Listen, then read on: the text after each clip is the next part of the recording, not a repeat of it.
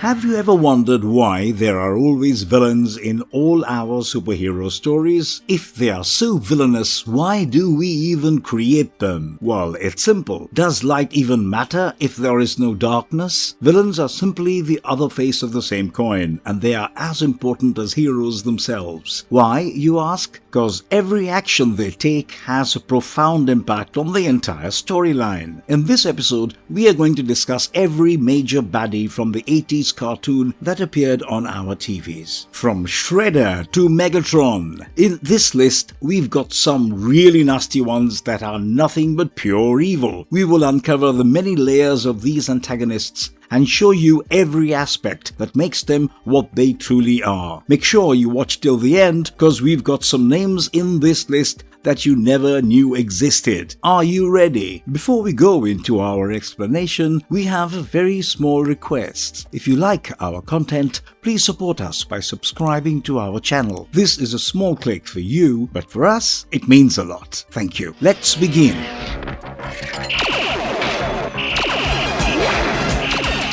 Skeletor. Skeletor from the He-Man and the Masters of the Universe is a walking, talking evil skeleton. If you know Skeletor, you are aware that he isn't the brightest mind in the He-Man universe. However, one thing is for sure, he has a massive following among He-Man buffs. In fact, even the audience, including me, who doesn't go gaga over He-Man, knows all about Skeletor. This dude was the main villain and the most dangerous threat to Eternia, and all his desires and plans came down to one thing: acquire the secrets of Castle Grayskull, allowing him to rule the universe. Now, like I said, he isn't the smartest one on this list. However, he makes up for it with his persistence. Skeletor, despite failing multiple times in his quest to take down He-Man, didn't even think of giving up, and that is what makes him even deadlier than a mad scientist with a death ray. Although Skeletor does have an army of minions, they are just as brilliant as their master. I guess the apple really doesn't fall far from the tree. However, their fear of facing Skeletor's wrath keeps them on their toes.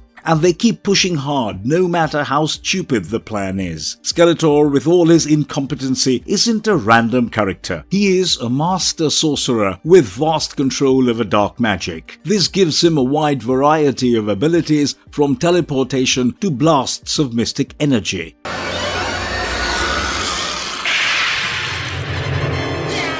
Mumm-Ra, the Thundercats. Mumm-Ra was an absolutely underrated villain, just like the show he was a part of. The OG Thundercats from the 1980s weren't as popular back then as it is today. Mumm-Ra was a sorcerer mummy, and he was kind of an undead mystic. He served the all-powerful ancient spirits of evil on Earth. Since these ancient spirits had a limited range of power, they used Mumm-Ra as a pawn to execute their evil schemes and interact with the physical world. It's a little unfair to call him undead, as he has the gift of immortality given to him by the ancient spirits in exchange for his service. If you ask me, I think it's a pretty sweet deal, because all my boss gives me is a pat on the back. Time and again, Mumm-Ra has shown his absolute mastery over dark magic. He also uses the mutant of Plundar as his pawn to defeat the Thundercats. However, Mumm-Ra's initial interest was to steal and use the power of the Eye of Thundera. I guess Lion-O whopped his ass so many times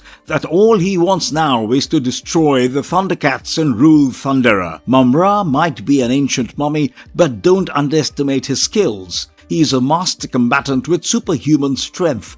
He can defy gravity and take it to the skies. Due to his mystical prowess, Mumm-Ra can toss energy bolts at his opponents with some seriously destructive force. Due to his connections with the ancient spirits, he can enhance all his powers to a near cosmic level, making him an absolute badass on this list.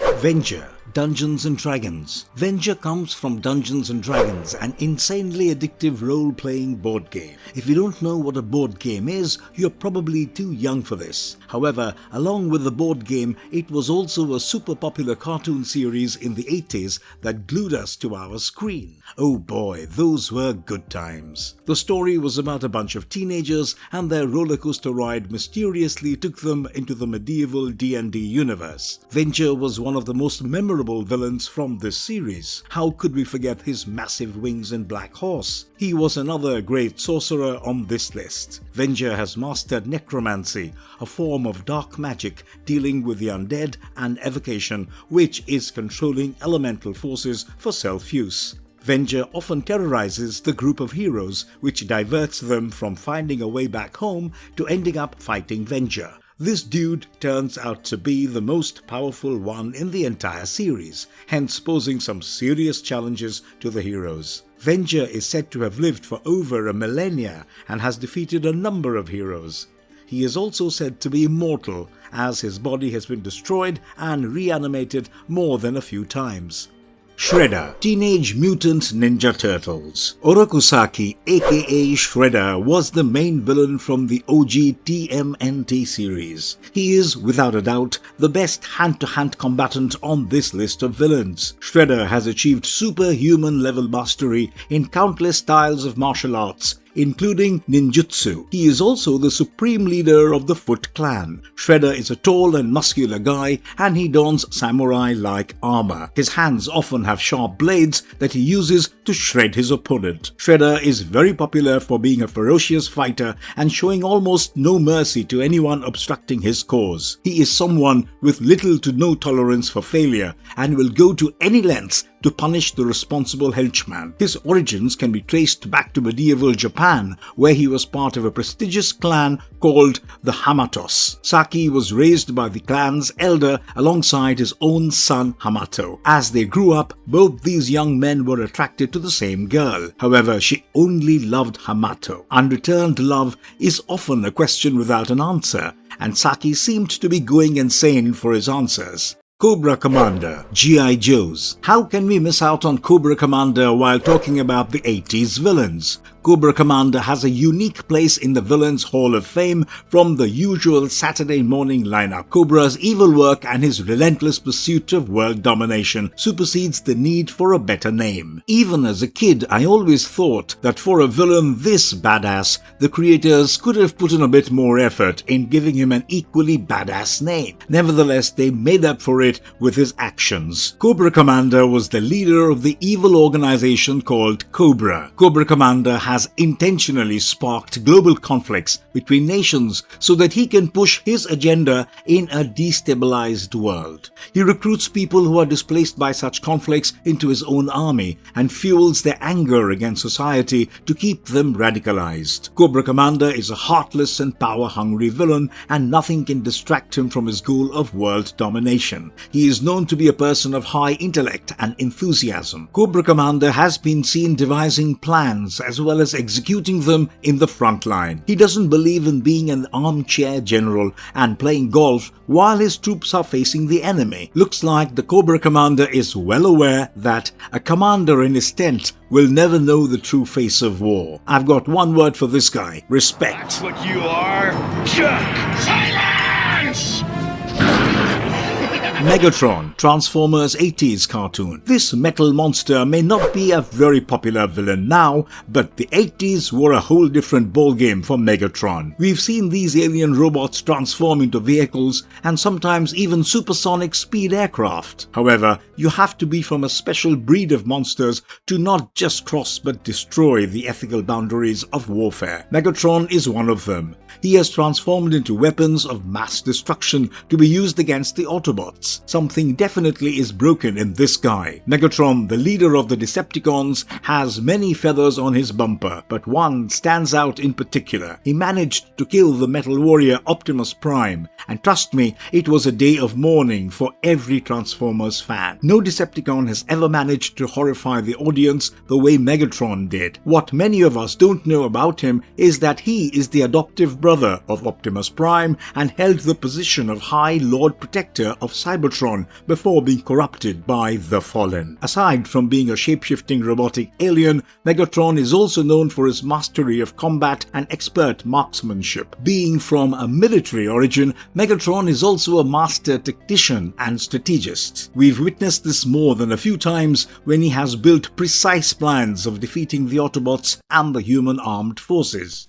In the near future, Doc Terror and his cyborg companion Hacker unleash their... Doc Terror, the Centurions. This dude is the main man when it comes to disrupting law and order in the series. The Doc is said to be a genius scientist, and I don't doubt that. I mean, come on, have you seen the guy? He's infused himself with high-tech computer parts and became an absolute badass cyborg. Doc Terror is programmed to be evil and bring a reign of terror into the lives of innocent people. His ultimate goal was to not just defeat but destroy the Centurions. The writing and portrayal of this villain were brilliant for its time. We are talking about a self-developed genius cyborg villain. Every single word was interesting to an 80s kid who was just out of bed and watching Doc Terror with eyes still half shut. His origins weren't so dark. He was an honorable member of the prestigious World Council of Scientists. He demonstrated his work with bioengineering and cybernetics by creating a cyborg out of his loyal henchman, Hacker. Doc was expecting a huge round of applause, but instead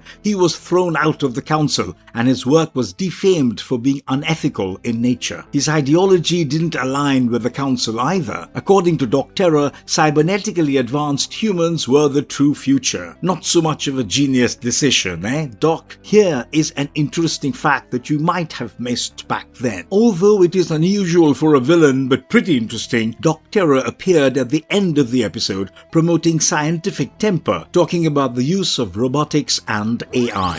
Nice try, Boneface, but have some of mine. Hordak, She-Ra, Princess of Power. Hordak commands an army of savage demon warriors who are so loyal to him that they even wear a symbol on their chest that symbolizes Hordak. If you were a fan of the Masters of the Universe franchise, I'm sure you know that Hordak is the mentor of Skeletor. However, this evildoer got a taste of his own medicine when his student Skeletor betrayed him. It either takes some serious courage or insanity to think of defeating your own master. It looks like Skeletor had a bit of both. He trapped Hordak in an alternate dimension to go ahead with his own agenda of ruling Eternia. Although for a villain, it took Hordak a while to return, but eventually he did. Upon his return, Hordak had his priorities straight: wreak vengeance on Skeletor and destroy He-Man. His looks clearly resemble his intentions. Hordak looks somewhat like Voldemort's second cousin. He has a pale white face with blood red eyes, and you know what that nose looks like. Overall, his appearance is a mix of an alien and a vampire. This madman happens to be a sorcerer with a pinch of science in him. He uses a deadly combo of both to conquer Eternia.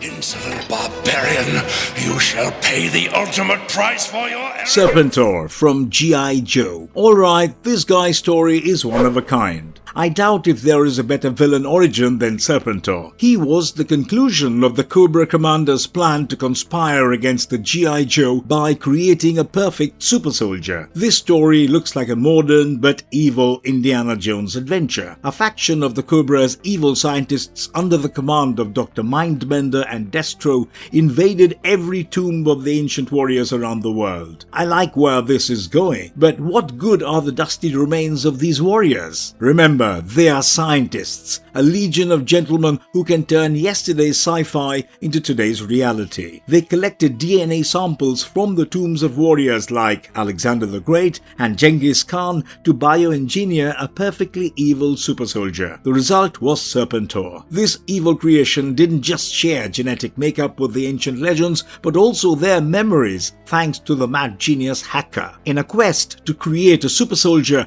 they accidentally brought to life something that surpassed even Cobra Commander. Serpentor was a prodigy in military tactics. He possessed immense political know-how and was always a few steps ahead. What Cobra's crazy scientists forgot to calculate was that Serpentor was a genetic descendant of the ancient rulers, and along with their DNA came their ruthless hunger for power at any cost. Soon he revealed his true ambition of world domination, even if it meant disobeying or even killing the Cobra Commander himself.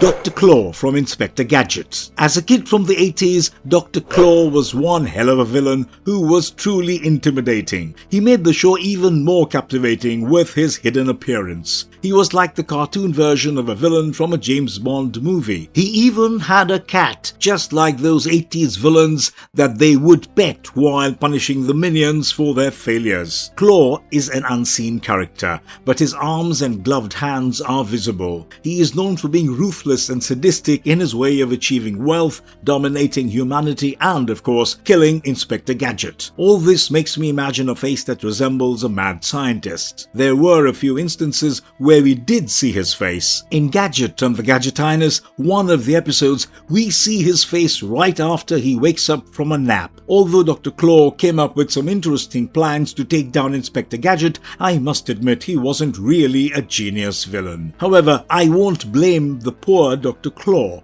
I mean, come on, he was fighting a cop that could turn into a helicopter. How bloody cool was that? Dr. Claw's hidden presence managed to make a huge impact on the audience, and that gives him a spot on this list. Miles Mayhem from Mask. Honestly, this show felt like a knockoff version of the G.I. Joe and Transformers back in the day. However, it had a massive popularity among collectors for its action figures. Miles was a baddie in this show and a leader of the global terrorist organization called Venom. Miles can be described in a few words: egotistic, dominating, and greedy to his core. Almost all his plans end up making easy money, and he has zero consideration for the safety of civilians. Miles is an intolerant boss when it comes to working with his minions. He is often seen berating them when they fail to satisfy his will. No wonder so many henchmen turn against their bosses. These villains really need to up their HR game. Miles stands true to the villain community. You will never find him around when things go south. That is also his major flaw. However, he ain't all bad. Miles helps his minions fall back when needed. This guy isn't a backseat villain. He leads his troops at the front line, donning his Viper mask that spits corrosive acid. That sounds like a villainous move to me. Miles is also a skilled pilot. He skyrockets in a Switchblade, a multifunctional helicopter that can also transform into a jet plane. As my mother always said, Baron Greenback, Danger Mouse. It's the tyrannical Toad Baron. He is the troublemaker in the Danger Mouse series, if you haven't guessed yet. Baron is the most hated evildoer of them all on this show for his absurd claims that the Earth belongs to him. If you don't know who this guy is, let me tell you. He is an obese toad with a more than needed round build. Baron has managed to get himself a purple suit with golden buttons on it. I bet he asks, "Am I looking fat in this?" kind of questions to his tailor too. He might have failed in being a fashionista, but he surely succeeded in his villainous intentions. Baron is a selfish, mean, and merciless criminal of the highest order. He leaves no stone unturned when it comes to gaining world domination. His determinations are so rock solid that he only fears not ruling the world. Baron has committed unthinkable crimes like unleashing a deadly virus all over the world, making every animal on Earth violent and aggressive, robbing the Bank of England, and even poisoning Earth's water supply. Yes, he's the real deal. Don't let that plump green face fool you. Baron is a megalomaniac in the true sense and genuinely believes that humanity is inferior to him. I remember you. Egon? The Boogyman, the real Ghostbusters. This 80s version of the show went far and beyond the movie it was based on. If you ask me, the Boogyman episodes were by far the scariest ones. I'm sure you've heard of him hundreds of times. Boogeyman's the creature of the dark that gains bizarre pleasure in scaring anything with a pulse. He is unlike any other creature the Ghostbusters have encountered. Boogeyman is a tough nut to crack. He keeps bumping into the heroes in more than a few adventures. And did you you know he has a special connection with Egon, the brainiac of the group? Boogyman has become a very prominent member of the series and appears repeatedly on the show. In fact, he has also appeared in a Ghostbuster comic book issue too. Of course, his looks did differ in his various iterations, but one thing didn't nudge: his love for scaring humans. Boogeyman's first encounter with the heroes was when he was terrifying two kids hiding in their closet. Apart from gaining pleasure in scaring people, he also becomes stronger by absorbing their fear. While fear absorption remains his primary power, he can put other skills to work in aiding him as well. Boogeyman can alter reality to his will and create realistic illusions to make his victims poop their pants. Another one of his powers includes using children's closets to open interdimensional portals. Boy, he definitely has some childhood issues. Halloween Eternal. Samhain, the Real Ghostbusters. Here is another one from the Real Ghostbusters series. Samhain was the most bizarre and the most recognizable one for obvious reasons. Who would forget a pumpkin head, a long mysterious cloak, and those long sharp claws? He was also known as the Ghost of Halloween. His origins can be traced back to 7th century Ireland, where Samhain was once an unstoppable creature of the night. Later he was trapped in a stone, only to be freed by his minions in the 1980s in New York. Just like Boogeyman, he appeared multiple times fighting the heroes. Samhain was a simple guy. I mean, a demon. He was a simple demon from hell with simple demands. In fact, you might even agree with his desires. All he wanted was for Halloween to last forever instead of just once a year. Samhain was a little different from the others. He was strategic in his plans. This dude is able to manipulate time to pause the night forever. Furthermore, Samhain has a legion of ghosts at his command, and he can use them at his will. Along with all his dark abilities, Samhain can also shoot black lightning, which is at its peak during Halloween.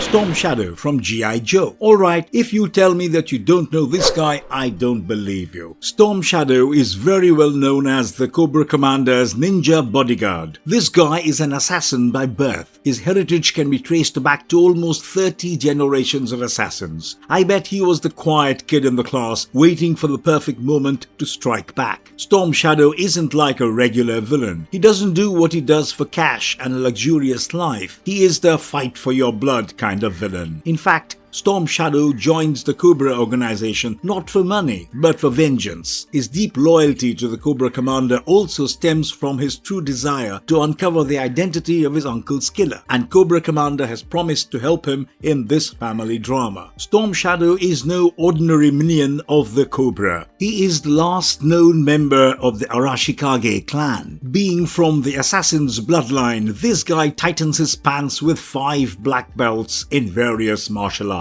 Although Storm Shadow is a true master in Kenjutsu, he is also a world-class archer with near-perfect accuracy. His years of training in countless martial arts have made him an Olympic-level acrobat too. What I'm trying to say is that Storm Shadow is a superhero-level ninja villain.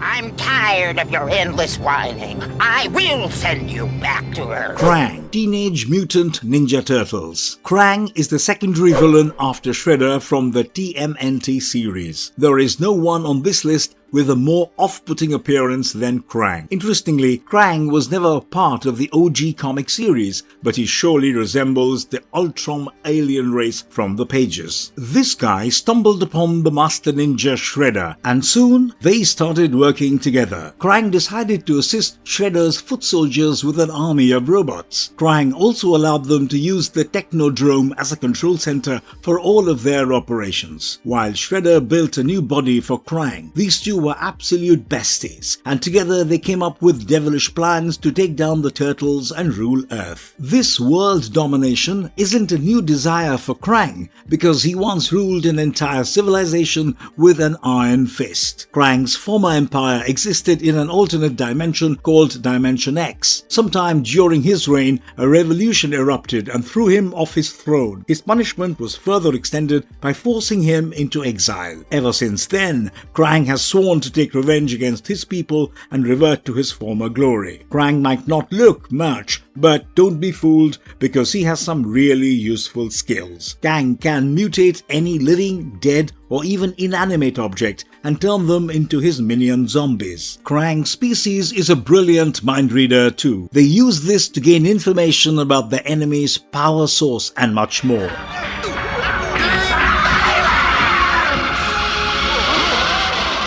Ganon, the Legend of Zelda. This evil boar sorcerer is the reincarnation of the ruler of Gerudo, Ganondorf Dragmire. He is the main man of all things sinister in the Legend of Zelda animated series. Like all other villains, this one too comes with an entitled demand. Ganon desires to become King Ganon of the ancient land of Hyrule. The point of concern is that this guy has all the traits of an evil tyrant. Ganon has an insane hunger for power, is a liar of the highest order, and is a strategic planner. He is just as cruel to his henchmen as he is to his enemies and cannot stand failure. That sounds like the perfect recipe for disaster. Despite his cruelty and intimidation, his plans often turn out to be stupid, and his cowardice makes him look highly incapable of his goals. However, Ganon is definitely someone to look out for. This creature is an expert in dark mystic arts. Ganon can cast lightning bolts with precision, causing severe damage to his opponents. His cowardly nature has led him to use teleportation every time things go south. Additionally,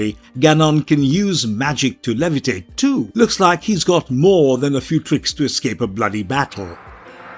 The boys up there did everything they could to black out the place.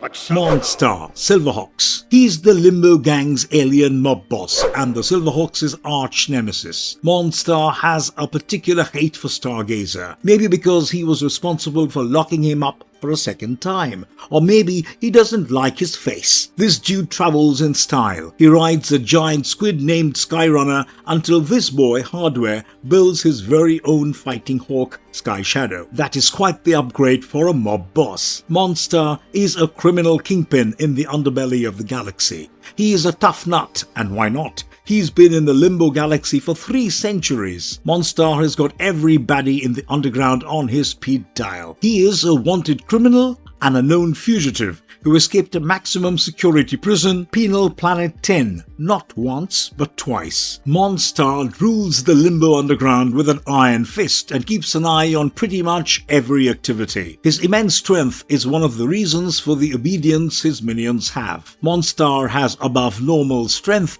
and can easily punch a hole in an armor plate. And all this is even before his transformation. Once the light of the Moonstar falls on him, he is suited up in metallic armor that increases his strength by manyfold. He is now equipped with jet thrusters to zip between planets and blasters on his hands to shoot energy beams.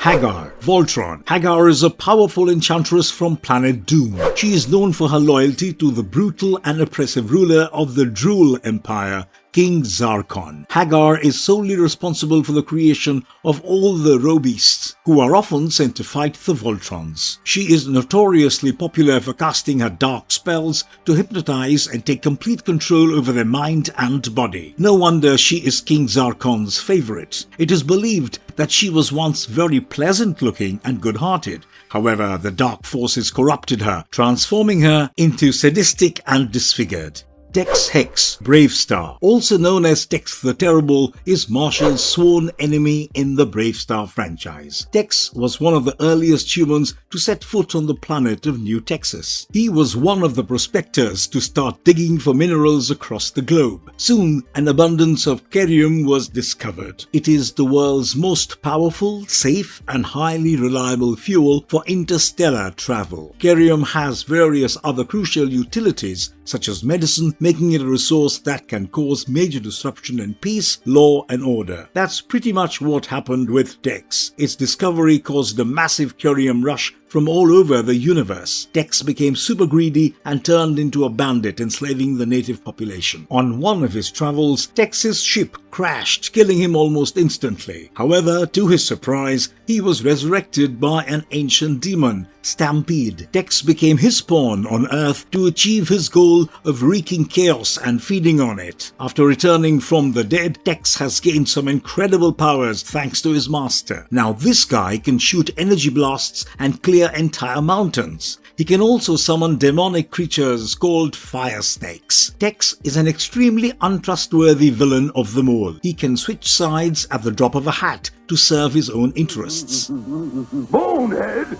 In Mr. Hero's Powertron? What's going on here? Chengiz Rex, Dinosaurs. Rex is a cruel and oppressive tyrant of Tyrannos. He is an evolved T-Rex with a short temper and is Allo's evil opponent. Due to his serious yet flexible personality, he respects and admires his opponent Allo. The opposite faction in the series is the Dinosaurs. However, Rex doesn't see them as absolute enemies. Rather, he thinks of them as rivals in a heated competition. This twisted son of a gun has a pit-sized ego, and his lackeys leave no stone unturned to give him an ego rub. He loves being called by heavy titles like Bossessor or as your scaliness. But for some unknown reason, he is pissed off when someone calls him Chiefessor. Rex is one stubborn nut, not maybe a coward, because this guy is always ready to blame his pawns for his failures. Yeah, he's that kind of boss. If this makes you think he is one of a kind, you're wrong. There is another one just as sinister as him, if not more. We are talking about Princess Day Genghis, the descendant of the former rulers of this reptilian race. What nobody talks about Rex is that he isn't just a fighter, he's also a lover. Rex is head over heels in love with Teryx, and she is way out of his league. Well, it looks like these supervillains aren't any different from regular folks. Soundwave, Transformers. No, he isn't a DJ alien robot, if that's what you're thinking. Soundwave is, in fact, the comms in charge of the Decepticons. Soundwave is the one who makes sure his team isn't going all, "Can you hear me?" while battling the Autobots. He is the communications expert the deceptive Decepticons connected. This metalhead believes in liberating all the machines on Earth from human oppression. Yes, he wants your dishwasher to be free of, dishwashing. Soundwave believes that machines are superior and more rational than humans. He further believes them to be more intelligent and durable, and such a race shouldn't serve humanity's trivial demands. Soundwave plans on using an army of mechanoids that he shall control using high-frequency sound waves. He is so much into audio frequency that even his pets transform into musical instruments. Soundwave has a range of weapons under his belt. He has large and powerful speakers, voice manipulators, wire traps, sonic signals that can be used to control inferior robots, and the extraordinary ability to assimilate other machines into his armor. Soundwave seems to be the coolest Decepticon villain to me. What do you think? Go after him. Get that root. It's the only thing that can stop. Sorbos, JC and the Wheeled Warriors. Sorbos is the leader of the Monster Minds, a group of mutant plant creatures. His sole obsession is ruling the entire universe using his army of cloned minions. Sorbos has declared war on every inhabited planet. He has all that it needs to command an army and take over the universe in style. Sorbos is always connected to all his spawns with no distance barrier using his telepathic prowess. Looks like his employees can never miss a call. Additionally, Sorbos can move the Monster Mind's entire base to various planets by instructing his forces to construct special equipment. Looks like Dracula's teleporting castle has got some competition. He can also turn into a tank-like vehicle with a scary face on the front. The vehicle has lasers, a massive circular saw on a long vine capable of cutting through almost anything. Sorbos usually doesn't fight directly. Instead, his Saw troopers who are clones of him share the same abilities and handle battles. It's time for you to take a little nap. Zartan, G.I. Joe. Say hello to one of the most villainous villains from the G.I. Joe franchise. He is one hell of a creepy and super secretive comrade of the Cobra. This organization has a number of operatives, but none like Zartan. This dude has the ability to disguise himself as anyone, and he is so good that even his colleagues can't recognize him, let alone the enemies. Zartan is capable of altering his appearance with laser-sharp precision and blending completely in his environment. This villain is a true master of disguise, and he is always enhancing his skills as he is never satisfied. Zartan uses every possible technique to complete his disguise, like high-tech holograms and even the most deceitful method known to man, makeup. Apart from being a master of disguise, Zartan is a pro in many trades. He is a guru in ventriloquism. You never know when he might have to pretend to be more than one guy. He is also a polyglot due to his ability to speak countless languages. Zartan's talents do not end here. He is also a great escape artist for times when things aren't going his way. However, Zartan might not have to use his escape prowess because he is well accomplished in multiple martial arts. This already makes it difficult to capture him. Zartan was one hell of a villain and popular among the audience. He even made his way into toys and merchandise.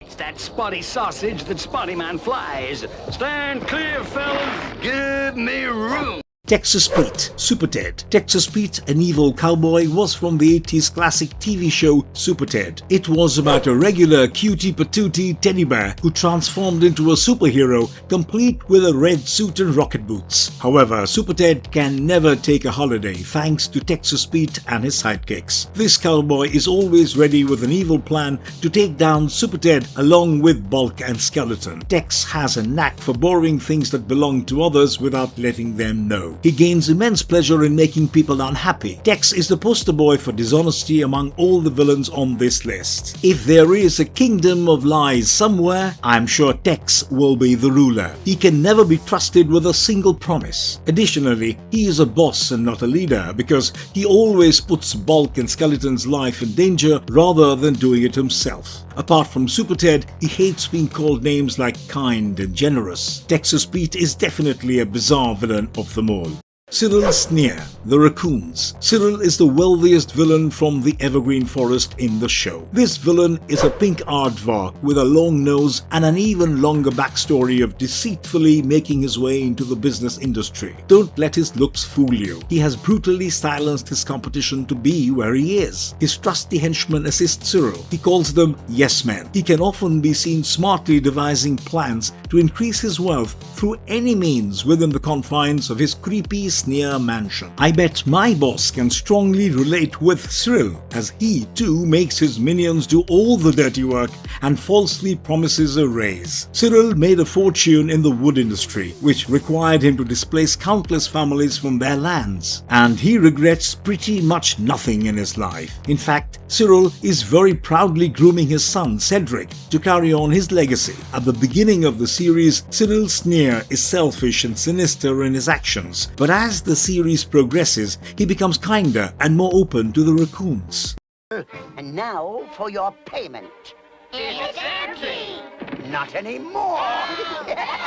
Gargamel, the Smurfs. How can we ever forget these little blue characters and their miniature village made out of mushrooms? And in every episode came Gargamel with his plans to abduct the Smurfs. He's an evil wizard with a bottomless thirst for wealth and power. This baddie has a theory that he can use the Smurfs and create a philosopher's stone. You know, the one that can turn lead into gold. However, he has no consideration for the fact that this process might kill the little blue creatures. After failing more times than he can remember, his desire to capture Smurf has now turned into an obsession. It is rightly said that bad desires are like a bed, easy to get in but difficult to get out. It is super apt for Gargamel. He has been chasing Smurfs for so long that he can barely remember why exactly he hates them. All he remembers is that once he's out of bed, he needs to locate their hidden village and kill them all. I suppose Gargamel has all the reasons to be on this list.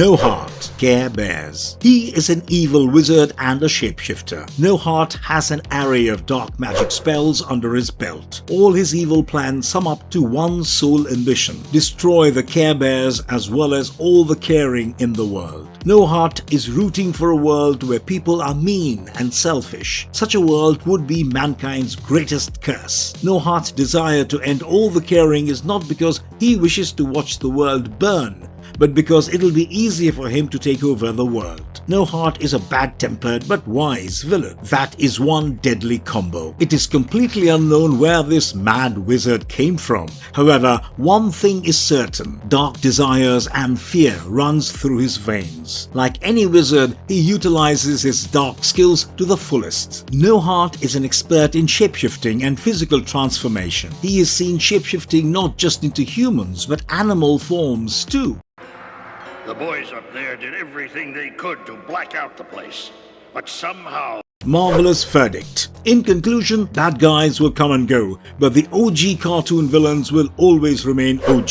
These hated characters have proved time and again that they are as important as any hero in the story. Without them, these heroes are pretty much jobless. I know that sounds like a twisted point of view, but hey, it's true. These villains from the 80s gave us an understanding of the very concepts of good and evil and how the world doesn't always work in a just way. There is a strong underlying message in every villainous story. Don't wish for it, work for it. I hope we've covered all your favorite bad guys in this episode, but in case we've missed out on any, do let us know. Thanks for watching. See you in the next one. And if you liked our content, don't forget to leave a like and subscribe to us if you haven't already. Have a good one and be safe. Thanks everyone.